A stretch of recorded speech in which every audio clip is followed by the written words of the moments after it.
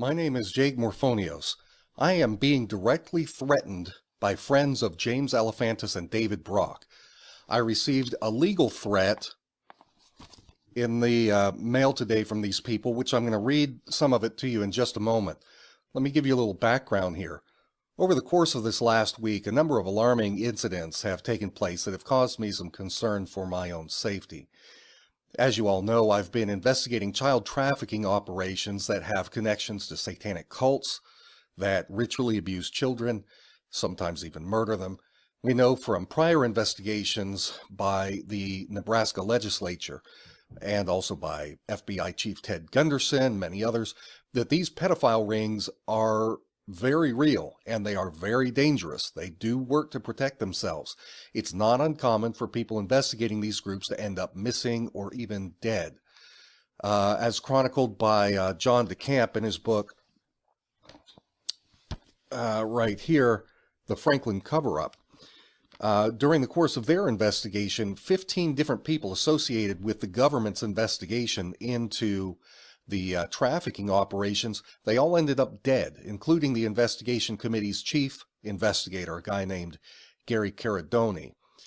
Well, this week, you all witnessed something of a meltdown by a fellow Pizzagate researcher, a guy named David Seaman, who has been targeted himself. He said in a video that he had been given advance notice by that David Brock's internet troll squad called Correct the Record was going to attack him.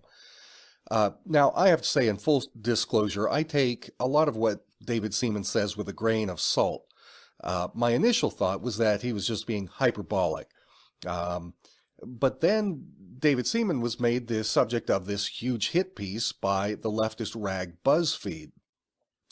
And so David shocked his viewers by promptly pulling down hundreds of videos across several social media platforms, including YouTube. But again, I thought this may be just David trying to be a showman, trying to get buzz, or at the very least just overreacting. But in the last 72 hours, I myself have come under massive attack. It began with some of my financial accounts being locked up. I'm going to show you screenshots here of some of the messages I was getting from PayPal and Patreon because there was strange activity, including someone trying to repeatedly hack into my accounts. And that caused my accounts to freeze up. I couldn't withdraw money, couldn't use them, couldn't even log in.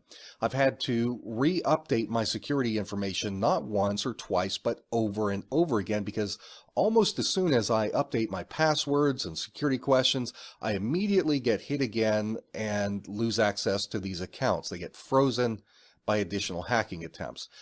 And it's not just my financial accounts that are being targeted. Attempts have been made to hack into my email and social media accounts. I'm getting security messages from old accounts that I had forgotten I even had. Things like an old FedEx account that I haven't used in years.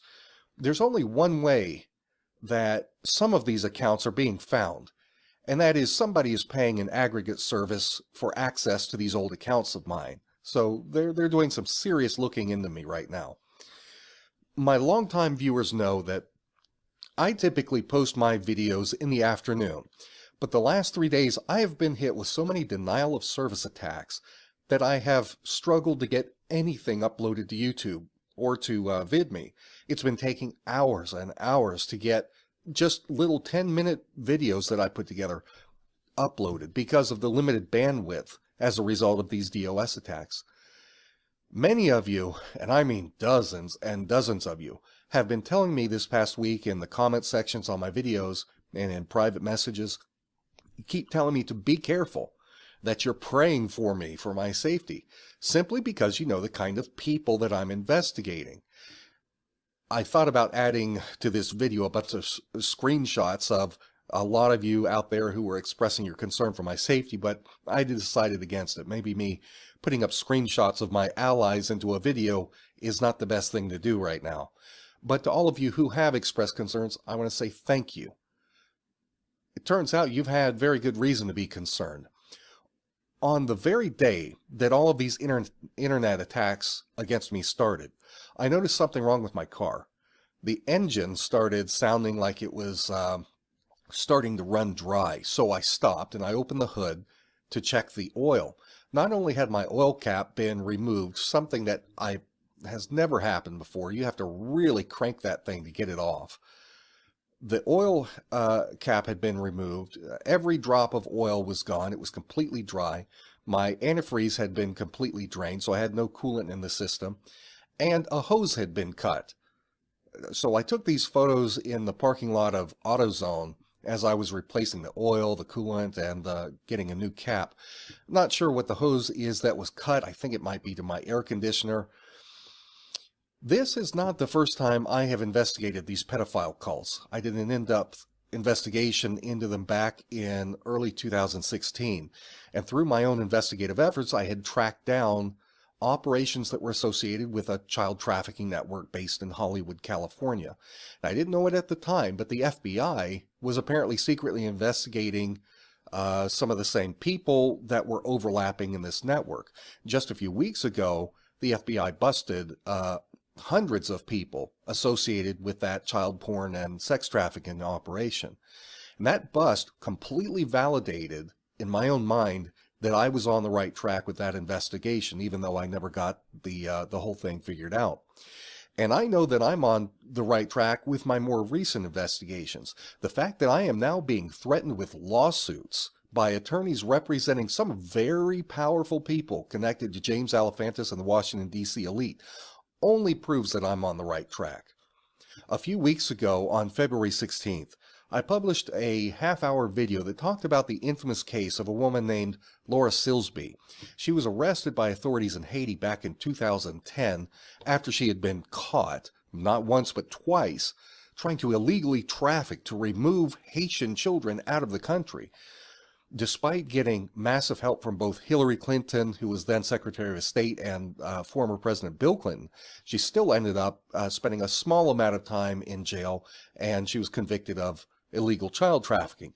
Now, her first attorney was arrested and thrown into prison because he himself was an international child trafficker. He had warrants for his arrest in multiple countries, and they caught up to him. So, in this video that I made, I took a look at connections between Silsby and her trafficking operation, and some of the people who are very close allies of James Alefantis, the owner of Comet Ping Pong Pizzeria. Silsby had managed to somehow walk into a particular orphanage without any paperwork, without any authorization, and walk out taking a bunch of children with her to try and traffic them, take them across the border illegally. Now that sounded really fishy to me, and I decided to look into it. I found that two of the people who were deeply involved in that same exact orphanage from which the victims were stolen were Michael Maccabee and his son Max Maccabee. Now these are very powerful people, and I detailed the connections between the Maccabees and James Alefantis, as well as their connections to Alefantis's former boyfriend David Brock, the guy who's the head of Media Matters, and also the guy who created Correct the Record. Time magazine called Brock one of the most influential operatives in the Democratic Party. He was a key operator in trying to get Hillary elected. Correct the Record is basically just a group of internet trolls that does a bunch of hit jobs all over social media. They attack anyone who opposes Hillary Clinton. They go after people like crazy. Now, Max Maccabee was the attorney for Alefantis and Brock during a case where Brock's former lover was suing them for $850,000. Well, now Max's father, Michael, is threatening to sue me, I kid you not, for $5 million. I got this threat in the mail today. Let me read some of it to you. Let's see here. I represent Michael Maccabee in connection with his claims against Google, YouTube, and Jacquard Morphonios for false light invasion of privacy, defamation per se, insulting words in violation of Code 801-45 of the Virginia Code, intrusion upon seclusion, misappropriation and unlawful use of Michael's name and likeness in violation of District of Columbia law, blah, blah, blah, tortious interference with business, aiding and abetting international torts, intentional infliction of emotional distress, negligent infliction of emotional distress, breach of contract, and permanent injunction. Michael is 83 years old. He is a retired psychoanalyst who lives quietly in Washington, D.C., taking care of his ill wife. He is an academic, an author, a business consultant, and a coach. Blah, blah, blah. On February 16th, YouTube republished the following scandalous video, putatively authored by Morphonios. The video, titled Pizzagate, the Comet Ping Pong Haiti Connection, is 33 minutes in length. Throughout the video, YouTube misappropriates Michael's name and likeness for YouTube's commercial purposes without Michael's consent. The video goes so far as to publish Michael's home address. Blah, blah, blah. YouTube contains statements that are completely false and defamatory. And it goes through and lists all of these page after page of things that I said in the video. You know, the thing that's real curious here is not one of these statements actually supports the claim that I accused Michael of doing anything, because I didn't. It goes on to say the YouTube video has now been directed by many third parties to new audiences and republished countless times throughout the world. The YouTube video first came to Michael's attention when somebody posted something through Facebook. Thanks a lot for that. Michael reported the slander to YouTube in accordance with YouTube's policies. Michael was clear in his report. He wrote, "This video slanders Michael Maccabee and NPH with totally false allegations." NPH is the name of the orphanage system that Laura Silsby went and took the children out of. The orphanage system that handed the children over to Laura Silsby. Not a false allegation. That's been covered by everything from the New York Times to the your beloved Washington Post. They go on, incredibly, YouTube violated its own terms of service and did nothing. YouTube disregarded Michael's report and continued to republish the defamatory video. As of today, YouTube represents that the video has been viewed 11,420 times. Now that says something. YouTube pulls my videos down. They demonetize everything. They will pull something down if I put anything up that is defamatory. The fact that YouTube would not pull down a Pizzagate-related video tells you something. It means there's nothing there to pull down. The false words published and republished by YouTube about Michael are slanderous per se. And blah, blah, blah. It goes on, and we've got pages of legalese here. Demand is hereby made upon Google, YouTube, and Morphonios, jointly and severally, A, to remove the offending video and all other videos that contain or refer to the original publication. B, to cease and desist the use of Michael's name and likeness or the name and likeness of Max Maccabee for any reason. For any reason. C, to issue a written retracit of the false and defamatory statements and a formal apology to Michael. And D, to compensate Michael in the amount of $5 million for the insult and injury to his reputation caused by the publication and republication of the YouTube video. If this matter is not resolved by March 3rd, 2017, my client intends to take appropriate legal action in the U.S. District Court for the Eastern District of Virginia to protect his rights and interests. Please preserve, blah, blah, blah, blah, blah. I cannot emphasize in stronger terms the severity of this matter. You bet you can't. Each day that you permit the YouTube video to remain on the internet causes Michael a lifetime of embarrassment, humiliation, anxiety, stress, panic, and fear that the false statements have spread to business colleagues and friends. The wrongdoing has permanently injured Michael. Permanently injured Michael.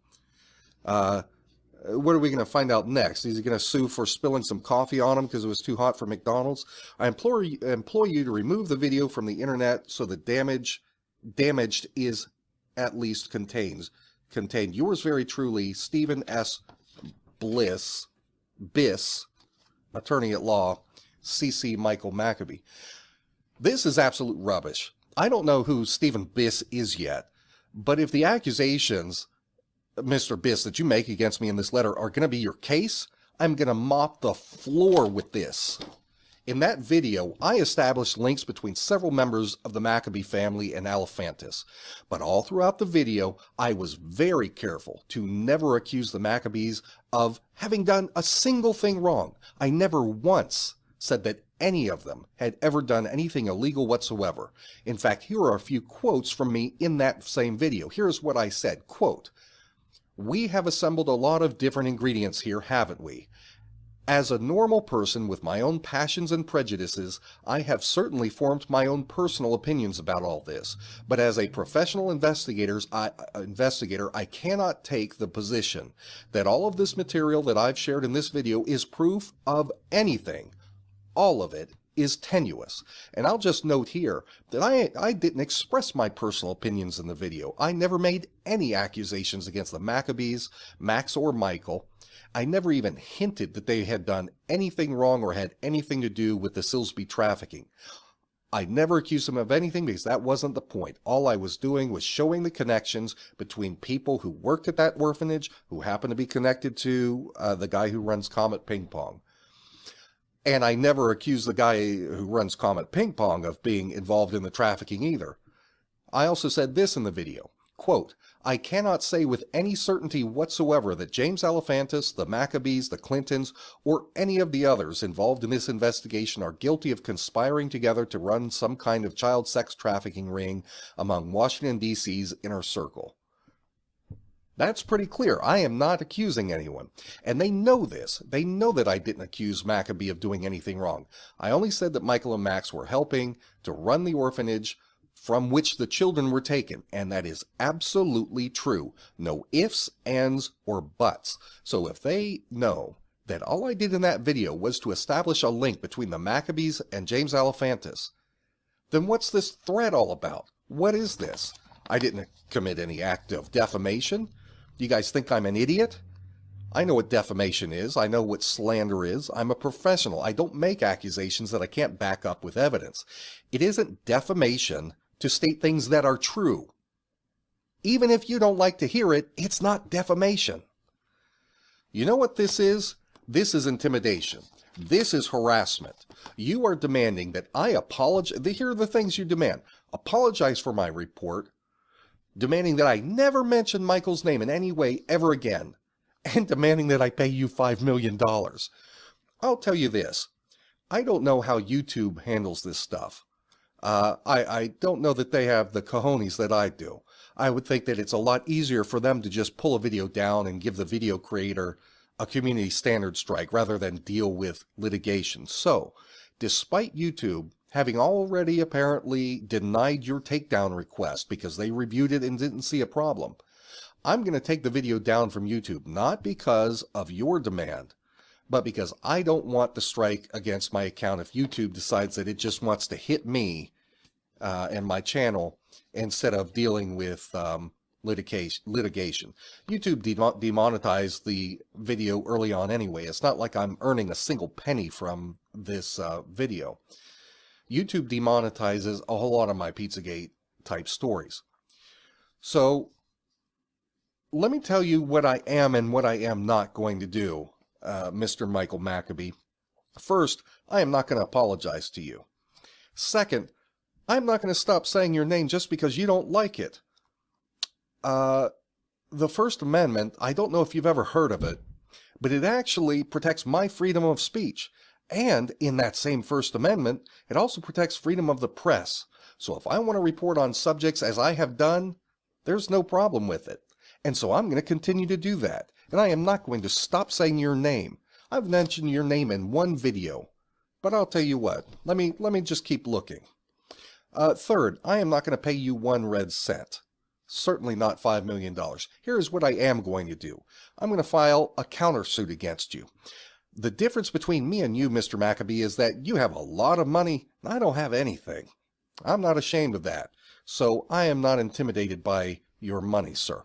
You clearly think that you can scare me with your money, with your lawyers, with your threats. But what you don't understand is that I know the law pretty well myself. I've represented myself in court pro se a number of times without spending a dime on an attorney. And given that I'm within not too bad driving distance from Washington, D.C., it won't be any problem for me to show up as often as is necessary to play this game at the courthouse with you. But it's not going to be just me coming to speak to just you, sir, in the course of this case. Given all the parties associated with what you've got in this, thanks to you, sir, they're all going to be drawn in as well.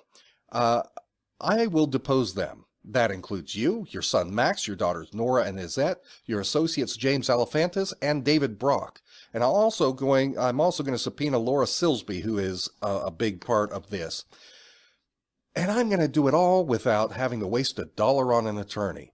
You think that you can intimidate me with your frivolous lawsuit? You want to fight? Let's do it. I'm a journalist. The right to ask questions is a freedom that I will fight for my right to. I will do that to my last breath. You are not going to intimidate me, Mr. Maccabee. My grandfather was a Pulitzer-nominated investigative reporter. Back in the 1950s, he busted open the secret mafia control over the city of Miami. The city at that time was rife with corruption. Half the city's judges, their elected officials, the police, including the police chief, were on the take. But on the front page of the biggest newspaper in Florida, my grandfather was posting the names, the addresses, the phone numbers of these crooks and their operations, their safe houses. He exposed their crimes. If you think that I am going to dishonor the memory of my grandfather and his courage by giving in to your threats and your intimidation, you are sorely mistaken, Mr. Maccabee. You think I am afraid of a court battle. I welcome it, sir. So hurry up and file the paperwork. I'm looking forward to getting you and your associates into court. We're going to get you on record in open court. All of you.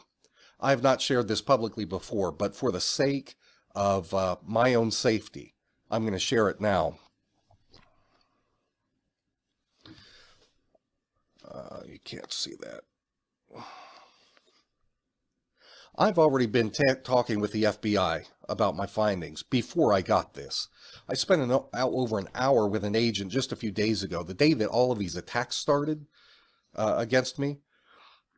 I understand that I'm in danger because of what I know. And the best thing that I can do to protect myself is to go public with this information and to go to the FBI with it. So I've been communicating with the FBI's Child Trafficking Task Force.